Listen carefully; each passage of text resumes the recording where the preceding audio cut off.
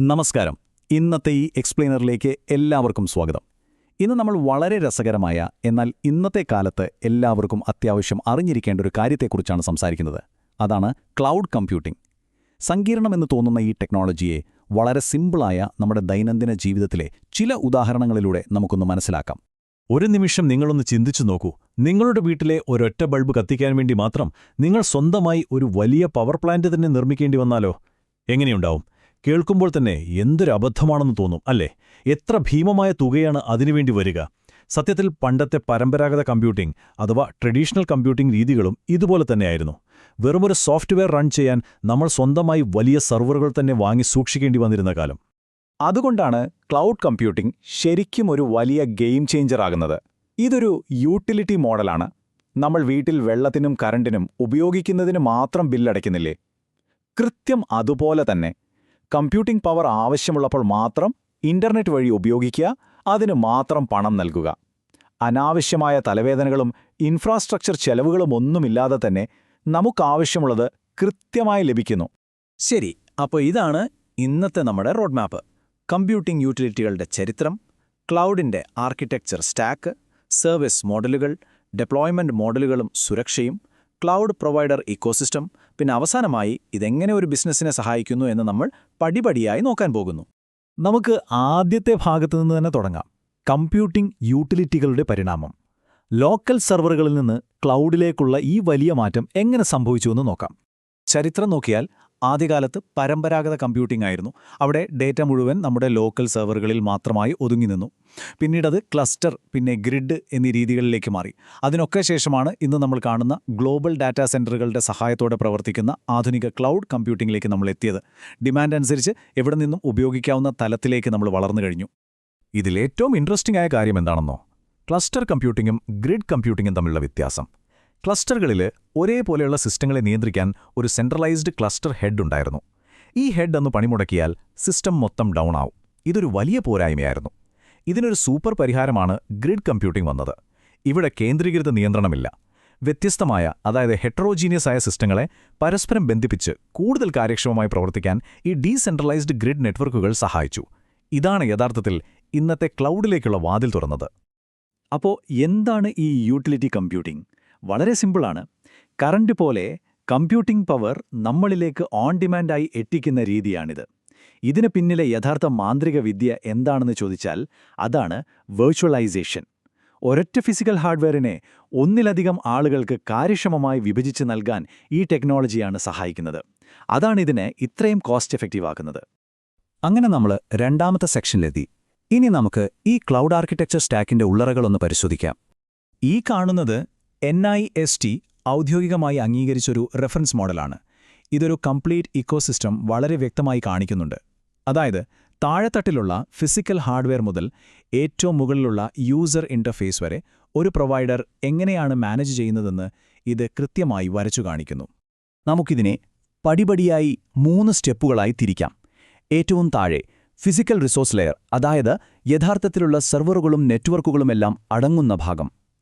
രണ്ടാമത്തേത് resource abstraction layer. ഇവിടെയാണ് നമ്മൾ നേരത്തെ പറഞ്ഞ വെർച്വലൈസേഷൻ നടക്കുന്നത്. ഫിസിക്കൽ ഹാർഡ്വെയറിനെ സോഫ്റ്റ്വെയർ വെച്ച് ആബ്സ്ട്രാക്ട് ചെയ്യുന്നു. ഒടുവിൽ ഏറ്റവും മുകളിലുള്ള സർവീസ് ലെയർ. ഇവിടെ നിന്നാണ് നമുക്കാവശ്യമായ സേവനങ്ങൾ നേരിട്ട് ലഭിക്കുന്നത്. ഓക്കെ, ഇനി മൂന്നാമത്തെ വിഷയത്തിലേക്ക് വരാം. ക്ലൗഡ് സർവീസ് മോഡലുകൾ. ഇവിടെ നമ്മൾക്ക് ലഭിക്കുന്ന കൺട്രോളും സൗകര്യവും തമ്മിലുള്ള ഒരു ബാലൻസിംഗ് ആണ് നമ്മൾ കാണാൻ പോകുന്നത്. മെയിനായിട്ട് 3 സർവീസ് മോഡലുകളാണുള്ളത്. IaaS അഥവാ ഇൻഫ്രാസ്ട്രക്ചർ ആസ് എ സർവീസ്. ഇതിനെ വേണമെങ്കിൽ ഇലക്ട്രിക് ലൈൻ വാടകയ്ക്കെടുക്കുന്നതുമായി ഉപമിക്കാം. എല്ലാം നമ്മൾ തന്നെ സെറ്റ് ചെയ്ത് കൺട്രോൾ ചെയ്യണം. രണ്ടാമത്തേത് PaaS അഥവാ പ്ലാറ്റ്ഫോം ആസ് എ സർവീസ്. ഇതൊരു പ്ലഗ് സോക്കറ്റ് പോലെയാണ്. കാര്യങ്ങൾ കുറച്ചുകൂടി ഈസിയാണ്. അവസാനമായി SaaS അഥവാ സോഫ്റ്റ്വെയർ ആസ് എ സർവീസ്. ഇത് കടയിൽ പോയി ഒരു ബൾബ് വാങ്ങി പ്രകാശിപ്പിക്കുന്നതുപോലെ വളരെ സിമ്പിളാണ്. ഉപഭോക്താവിന് വെറുതെ ഉപയോഗിച്ചാൽ മാത്രം മതി. ഈ മോഡലുകൾ തമ്മിലുള്ള ചുമതലകൾ പരിശോധിച്ചാൽ വളരെ കൃത്യമായൊരു അതിർവരമ്പ് നമുക്ക് കാണാൻ സാധിക്കും. IaaSൽ നിങ്ങൾക്കാണ് കൂടുതൽ ഇൻസ്റ്റോളേഷനും മാനേജ്മെന്റും ചെയ്യേണ്ടി വരുന്നത്. എന്നാൽ SaaSലേക്ക് വരുമ്പോൾ ക്ലൗഡ് പ്രൊവൈഡറായിരിക്കും ആ സിസ്റ്റം മുഴുവൻ മെയിൻറ്റെയിൻ ചെയ്യുന്നത്. നമ്മൾക്കൊരു ഫ്രണ്ട് എൻഡ് ഉപയോഗിച്ച് കാര്യങ്ങൾ കോൺഫിഗർ ചെയ്യാൻ മാത്രമേ അധികാരമുള്ളൂ. ഇനി നാലാമത്തെ ഭാഗം ഡിപ്ലോയ്മെന്റ് മോഡലുകളും സുരക്ഷയും. ശരിക്കും നമ്മുടെ ഈ ഡേറ്റ എവിടെയാണിരിക്കുന്നത്? എത്രത്തോളം സുരക്ഷിതമാണ്? നോക്കാം. പബ്ലിക് ക്ലൗഡും പ്രൈവറ്റ് ക്ലൗഡും തമ്മിലുള്ള വ്യത്യാസം ആദ്യം നോക്കാം. പബ്ലിക് ക്ലൗഡ് ഒരു മൾട്ടി ടെനന്റ് മോഡലാണ്. അതായത് ഒരു റിസോഴ്സ് പലർക്കായി പങ്കിടുന്നു. അതുകൊണ്ട് തന്നെ ഇത് വളരെ ചെലവ് കുറഞ്ഞ ഒന്നാണ്. എന്നാൽ പ്രൈവറ്റ് ക്ലൗഡ് അങ്ങനെയല്ല. അതൊരു വ്യക്തിക്കോ സ്ഥാപനത്തിനോ വേണ്ടി മാത്രമുള്ള സിംഗിൾ ടെനന്റ് സംവിധാനമാണ്. വളരെ സെൻസിറ്റീവായ ഡാറ്റ കൈകാര്യം ചെയ്യുന്ന രാജ്യത്തിന്റെ പ്രതിരോധ വകുപ്പുകൾ പോലുള്ളവ എപ്പോഴും ഈ ഹൈലി സെക്യൂറായ പ്രൈവറ്റ് ക്ലൗഡുകൾ മാത്രമേ ഉപയോഗിക്കാറുള്ളൂ. അപ്പോൾ പിന്നെ ഹൈബ്രിഡ് ക്ലൗഡും കമ്മ്യൂണിറ്റി ക്ലൗഡും എന്താണ്? പബ്ലിക് ക്ലൗഡിന്റെ സാമ്പത്തിക ലാഭവും പ്രൈവറ്റ് ക്ലൗഡിന്റെ സുരക്ഷയും ഒത്തുചേരുന്ന ഒരു അടിപൊളി മിഡിൽ ഗ്രൗണ്ടാണ് ഹൈബ്രിഡ് ക്ലൗഡ്.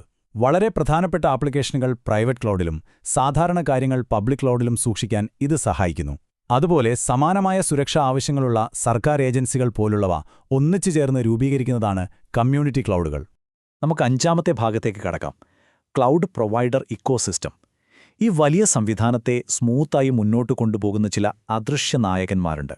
അവരെക്കുറിച്ചാണ് ഇനി പറയുന്നത്.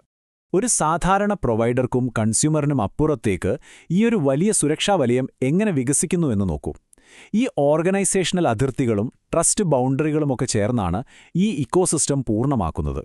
ഇതില് മെയിനായിട്ട് 3 റോളുകളാണുള്ളത്. ഒന്ന്, ക്ലൗഡ് ഓഡിറ്റർ. പോളിസികളും സ്വകാര്യതയും കൃത്യമാണോ എന്ന് പരിശോധിക്കുന്ന സ്വതന്ത്ര ഏജൻസി. 2, cloud broker. ഉപഭോക്താക്കൾക്കും പ്രൊവൈഡർമാർക്കും ഇടയിൽ ഒരു പാലമായി നിന്ന് സർവീസ് ഡെലിവറി എളുപ്പമാക്കുന്നവർ. 3ാമതായി, ക്ലൗഡ് കാരിയർ. മികച്ച നെറ്റ്വർക്ക് ട്രാൻസ്പോർട്ട് നൽകി ഡേറ്റ സുരക്ഷിതമായി എത്തിക്കുന്നവരാണിവർ. ശരിക്കും ഇവരാണ് ഈ സിസ്റ്റം നിലനിർത്തുന്നത്. അങ്ങനെ നമ്മൾ അവസാന ഭാഗത്തെത്തി. Driving business innovation forward. നമ്മൾ ഇതുവരെ സംസാരിച്ച ഈ സാങ്കേതിക ലെയറുകളൊക്കെ യഥാർത്ഥ ലോകത്തൊരു ബിസിനസ്സിനെ എങ്ങനെയാണ് ഗുണം ചെയ്യുന്നത്? ഏറ്റവും പ്രധാനപ്പെട്ട പോയിന്റ് ഇതാണ്.